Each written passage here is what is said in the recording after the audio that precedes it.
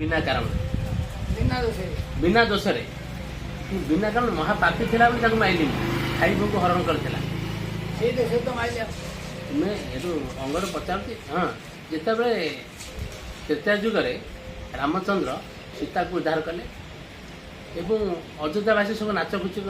खुशी हस नाच कर भल्लुक समस्त को बर प्रदान कर आशीर्वाद दौरान से अंगद कादुची गोटे कण में बसी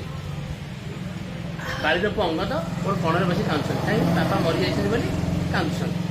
समस्ते नाच गीत कर रामचंद्र को नजर पड़ा अंगद उपर अंगद को पचारे कहले अंगद तुम कौन है अरे आज सीता माँ उद्धार पाइब अयोध्यावासी मैंने नाच गीत कर बर प्रदान कर तुम्हें कौन मागुच माग तुम्हें कांदुच कौन ना प्रभु सुग्रीव कौन आपणकर मित्र एवं योग्य है मो बापा योग्य है ना अरे से कथा नहीं तो बापा पाप कम कला बोली मारिकी फिर बदकुंडपुर को बसई बदकुंडपुर नहीं जाइए प्रभु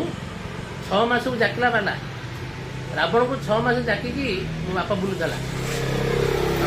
बाड़ी गोटे एमती गोटे बर पाई से जहाँ को चाहिदेवे तार बड़ अधा शोषे ने सब बड़ गोटे विषयटा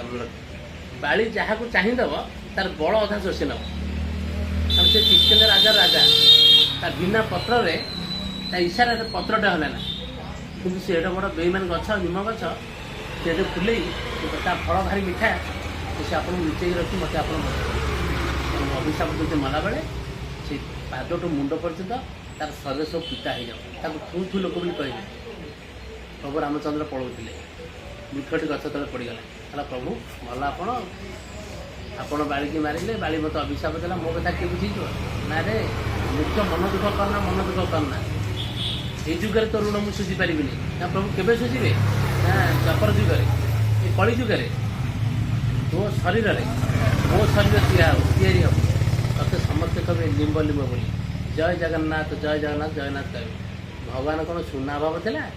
ना मोती थिला ना हीरा थिला ते प्रभु काठरे तैयारी बाड़ी अभिशाप जोगु भगवान तार भार नापी कली जुगे कलिक अवतार काठरे तैयारी अंगद को कहते कि कौन बर मागुच माग बर 2टा बर मागिला अंगद बाड़ी पु अंगद 2टा बर मागिला प्रभु रामचंद्र कहला प्रभु आपण अयोध्या बड़ हो पारे कि मो बापा छोटा हो पापी हो केम्पा हो मो बापा देखो केते शिक्षा दी रामचंद्र को अंगद